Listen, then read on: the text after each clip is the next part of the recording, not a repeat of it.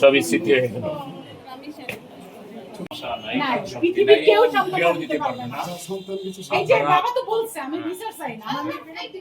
মেয়েটাকে ফেরত দিতে আপনারা যদি কিছু করতে পারেন নিজে থেকে আপনাদের মেয়েদের চিন্তা করে এখন যেটা করতে পারবো যে আমাদের টিম নিয়োগ করে এটা যাতে দ্রুত বিচার আইনে বিচার হয় এবং খুনি যাতে সেটাই হলো এখন। আমার বাচ্চাটাকে অনেক কষ্ট সমাজকে পুত পবিত্র করার জন্য সঠিক নেতৃত্ব এই সমাজে কায়েম করে দাও।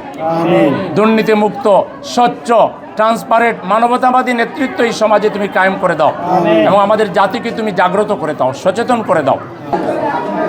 আমি এসেছি আমাদের এক মায়ের কান্নাকে সাথে। আমি রামিস আক্তারের মায়ের সাথে দেখা করেছি।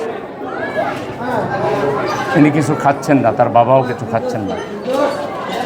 যে ঘটনা ঘটেছে এটা অত্যন্ত হৃদয় বিদারক, বর্বর। এটা আইয়ামে জাহিলিয়াতকেও হার মানিয়েছে। আমি প্রথমে বলতে চাই, মাত্র 30% টাকায় জমির মালিক হয়ে নতুন বাংলাদেশের গড়ে তোলার স্বপ্ন দেখা বাংলা বসতি। এই বিল্ডিংয়ের কেয়ারটেকারকেও সরকারকে আইন শৃঙ্খলার আওতায় নিতে হবে। একটা ফ্ল্যাটে 3টা পরিবার এবং তাও প্রতিবেশী একটা ভদ্র ফ্যামিলি, সেই ফ্যামিলির সাথে এরকম লম্পট অভদ্র এরকম মানবতা বিরোধী লোকদেরকে বাসা ভাড়া দিয়ে যে ব্যবসা করছে এখানে, এই পরিবেশ নষ্টের পিছনে প্রথম কারণ কিন্তু এটাই।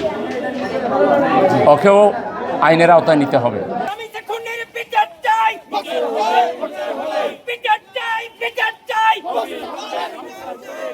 তীব্র প্রতিরোধ গড়ে তুলব। কাল ক্ষেপণ চাই না, আমরা কোন মূলা জ্বালানোর সংস্কৃতি চাই না। এই ফাঁসিকে হয় জনগণের এই খুনিকে হয় জনগণের হাতে তুলে দেন, আর না হইলে দ্রুত 24 ঘন্টার ভিতরে ফাঁসি চাই। অল্প সময়ের ভিতরে তার বিচার শেষ করতে হবে।